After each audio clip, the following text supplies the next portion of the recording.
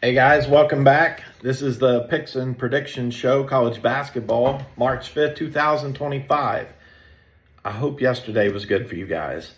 We're going to start off with some news that went down. There was some wild games last night, guys. I mean, wild. First of all, what happened with Auburn? What happened with Auburn? Okay. The Aggies add them to the list. Florida, A&M, Duke, the three teams to beat Auburn. We'll get into that game in depth momentarily, but wow. I don't know if you know Montverde Academy, the basketball academy that turns out all sorts of NBA pros, but their coach just left the team. He's done. So that's pretty big news considering how long Boyle's been there, how much he's done and everything. He's gone. Okay. And you know, that's crazy because he may try his hand at the college ranks. Who knows? But not too much news coming out of it last night other than what we got. But we're going to get back into those games from yesterday because we need to have a chat about that. All right. We're going to start with Auburn. All right. So I don't know if you guys watched that game. I did. Where the fuck was Johni Broome? Where was he at? Okay. Typically, they don't need him. All right. They needed him last night, and he wasn't there. He was nowhere to fucking be found whatsoever. You are by far the best team in the country. I know you're on the road, but you get beat by double digits? No. Get the fuck out of here. That was a here you go A&M game. Let's get some more people in the SEC tournaments, what that sounded like. Sure, everybody's got to have an off game. Auburn can have an off game, but that was crazy. All right. And moving on to the next game. These Mormons, man. These Mormons can fucking fight. All right. It took 2 overtimes to beat Iowa State. We got some great play from those Mormons. All right. Richie Saunders did what he does. He scores points. He takes a lot of shots. He only shot 33%, but he was 13-13 from the line. All right. So Iowa State, you need to figure your shit out before the tournament. The Mormons came to town and reclaimed their land. Reclaimed their land. They stuck it to you. Memphis playing UTSA. Now, I told you guys to take the points. If you'll recall yesterday, I said take the points in those Roadrunners at Texas San Antonio. They're tough. That's a lot of points. And, yeah, you know, I don't know what's up with Memphis. They're an up-and-down team. They're 25-5, but that record, honestly, I think that record is way better than what this team actually is. P.J. Haggerty has put this team on his back countless times. But finally, this game, Deninja, or however you say his name, finally stepped up. All right? Finally put up almost the 20 mark to help his team out. So Memphis can make some things happen, but they've got to learn to play with just the starting 5. Not just P.J. Haggerty, but the starting 5. Your star player is always going to have games where he doesn't show up, i.e. Johni Broome's had several of those. If your supporting cast can't pick you up, then your ass is going to sit at home during March, and you ain't going to do anything, all right? Moving on to the Purdue game. As expected, Purdue went in there and showed 2 top 5 picks. Fuck you, we're Purdue, okay? And they won by 29 points. Nothing special there, as expected. Everything else, Braden Smith had 23 points. I mean, that was a little bit more than expected. He got right under the 10 mark of assist. But the thing about Braden Smith is he only got to the line 2 times in this game. Can you imagine if he would have drawn more fouls and got to the free throw line like 4 or 5 times, how many points this boy can score? When he drives the lane and draws fouls, yes, he's an assist demon. He just throws it out to one side or the other. But that's what makes him dangerous. He's either going to get fouled or he's going to dish it off to somebody. Very rarely does he take a shot in the lane where he's not touched. So very difficult to defend. Purdue's doing Purdue things at the right time of the year. They'll probably, I think, win the Big Ten, honestly. LSU, Kentucky. All right, I said Oweh would go for 20 points or so. Oweh went for 24. They handled LSU by 30 points. That wasn't even a fucking problem. There was no issue there. Matt McMahon just needs to move on to the next season for LSU and see what transfers he can get. But Oweh looked solid. He only missed 2 shots. He took 11 shots, only missed 2, and he was perfect from the line. I mean, what else can you ask from Oweh? He keeps that up. They're going to make some noise in the SEC tournament too. So that was pretty good. And then this game here really got under my crawl last night. Arizona and Arizona State. Okay. Arizona should have blown the doors off of Arizona State. Yes, they won by 13. But let me tell you something. They let Arizona State come to town and put up 100 fucking points in your building, mind you, without their leading scorer who is out for the year. The guy, Freeman, is gone. He's not even fucking playing. So how are you going to allow 100 points? Bad on you, Arizona. You're going nowhere in the tournament with no defense like that.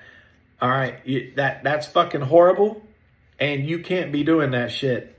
Down tick on Arizona. I don't think they get out of the second round of the NCAA tournament. I don't care what the seeding is. All right, you can't let that happen. Good on you, Bobby Hurley. Good on you for coming in there and showing, hey, we can still be competitive. And I saw that your kid got in there, who is also named Bobby Hurley. All right, he's a senior. He averages 0.1 points a game or some shit like that. But seriously, though, you got to do better than that, Arizona. I don't know what the fuck that was. And finally, Texas and Mississippi State. All right. I told you yesterday on yesterday's show, if Trey Johnson scores 20 points, Texas wins. Trey Johnson got over 20 points, but so did Mark. Mark got 24 points to best him, and they only won by 5. Now, they won the game on the road at Mississippi State. Cool.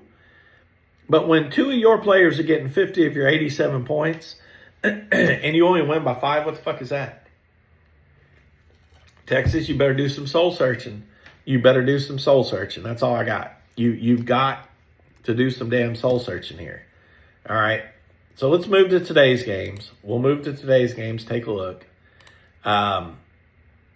We got several on the slate. First up, Maryland and Michigan.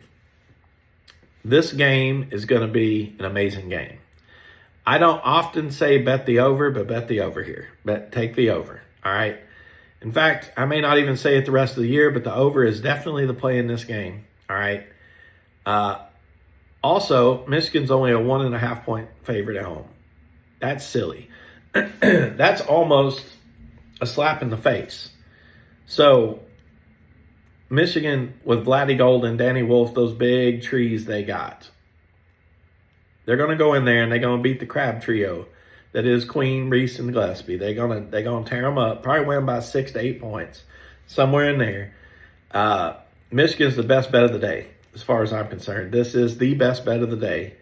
If you want to pair something together, take the Michigan and the points and the over. I'd say that's a great little parlay for you. But yeah, that's a good way to start at 6:30. All right. Next up, we got a barn burner on top of that. We got Florida coming to Alabama to play. Again, Alabama's pissed off after the way they lost to Tennessee, I guarantee you. The spread's only 3.5. I like Alabama to cover here. Mark Sears, I'm going to say it. We'll see tomorrow if I'm right. Mark Sears goes for 30-plus tonight. All right? That's a lot of points. That's a huge projection. Mark Sears, I think, is pissed off and goes for 30 points, and I think he gets 8 of them at least from the free throw line, maybe 12. Okay, so we'll revisit that tomorrow, see how that went. But yeah, again, if Condon scores 10 points, Florida wins. But yeah, the over in this one's 178. It's another one to probably take the over. Alabama leads the country in scoring, but they also are in the top 10 in allowing people to fucking score. So that's a good recipe for an over when a team like Florida's coming to town. So we'll see what happens there with that one. Next up, we got Clemson and Boston College. Shouldn't be too much of a fight. I mean, I'm staying the hell away from these points and shit because 15.5 is a lot to go into Boston College. And you are the Clemson Tigers and you are good. But a money line bet is much safer if you want to fork out $2,000 to win $100. But, I don't see much resistance from Boston College. Clemson will roll. I just don't know if they can cover that 15.5 or not. Next, we got Colorado and Texas Tech. Okay. Texas Tech is a really good basketball team. JT Toppin's a really good basketball player. Colorado likes making noise. All right. Colorado likes to be a cover machine in a situation like this. Hear me out. With the spread being 17.5, Texas Tech wins the game 100%. Texas Tech does not beat the Colorado Buffaloes by 17.5. Okay? Colorado will keep it respectful, 8 to 12 points, somewhere in there. But I don't see Texas Tech beating this team by 17.5 points. Okay? So take that for what you will. This is like my UT San Antonio Roadrunners game. Take the points. Take Colorado here. And Texas Tech is great. I mean, I can't sing their praises enough. They can really toss it up. Their football program's also going up. This isn't a football talk show, but I got to give a shout out to their program as well. Next up, Missouri, Oklahoma. This game is difficult. Oklahoma, I don't know what the hell you're doing. You're falling. And Missouri, you're getting some big wins. I'm just going to tell you guys, stay the hell away from this game. 4.5 points. Missouri coming into Oklahoma. I don't know which way this is going to go. It seems like Oklahoma needs it more than Missouri does, but Missouri's played some really good ball, so just leave this one alone. I think Missouri wins the game, but who knows? Who really knows? Okay. Fears has not been playing as well of late, so he's going to need a big game if they're going to win, but stay away from that one. I mean, yeah. Next, Wisconsin, Minnesota. All right. The Badgers are going into Minnesota, and they're only giving up 6.5 points. Okay? Tanji, Klesmit, all these guys are machines when it comes to points in the paint, effective field goal percentages, and Tanji's a 91.5% free throw shooter, and they shoot as a team the best free throw shots in the country. Take Wisconsin in the 6.5 here. This is a smart bet. This is very lopsided game between Minnesota, even though they're on the road, and they're only separated by a state. It's not like they're traveling very far. It's still cold as fuck in both states up there. So, turn the heat on and play a basketball game. I don't fucking know, but Wisconsin's going to roll in that one 100%. I don't see any problem with that one at all. That should be pretty simple. Next, 8:30 Eastern, we got UConn and Marquette, the rematch. All right, UConn needs a win. They need some help. Marquette, Cam Jones. I don't think Cam Jones is going to put up 20 tonight, guys. I don't think that he can. And since he can't, UConn gets the win. They get in there and they get the win by 3 to 6 points, somewhere in there. That's too close to the line. It's kind of scary, actually. But I would money line UConn here. The money line's not horrible. It's minus 185, so that's not terrible. But I think UConn in the money line here is a good bet. I don't think Marquette can come to town and get it done. I really don't. And then finally, we got 2 more games. Now, my team plays late tonight, Tennessee. They're playing late as all get out tonight. They're going to Ole Miss, and they're playing at 9 o'clock, and they're only giving up 2.5 points. I know this is my team, but my team is on fire now after what they did to Alabama. There's not going to be a letdown. Take Tennessee in the points by 1 billion, okay? Tennessee wins this game double digits on the road at Ole Miss. There'll be no problems. There'll be nothing that can be done. Padula, I don't care how much you shoot. You ain't going to be able to get through this, okay? Ziegler's coming to town. Ziggler's going to punch you in the mouth for 18 points plus. Ziggler. Not Lanier, not Milicic, not Gainey, not any of those guys. It'll be Ziggler is going to put up 18 points, and Padula, you're going to sit the fuck down. Okay. And then the last game that we're going to talk about is Cal and Louisville. All right. Cal's coming all the way across the country to Louisville. And Louisville's spotting them 14.5 points. Chucky Hepburn's going to get this done. Chucky Hepburn is definitely going to get this done. Chucky Hepburn going for 25 points tonight. That's my call on that one. Take Louisville in the points. It's a bunch of fucking points, but I don't care. Louisville might win this game by 30. Okay? And that's pretty much the slate today, March 5th.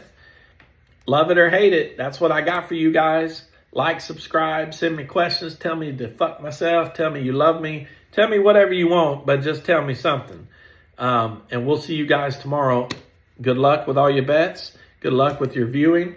Make you some ribs, some popcorn, some chicken wings, all the things, and watch some basketball, guys. The tournament's coming. Get your bracket selection info ready now. All right? Love you guys. Later.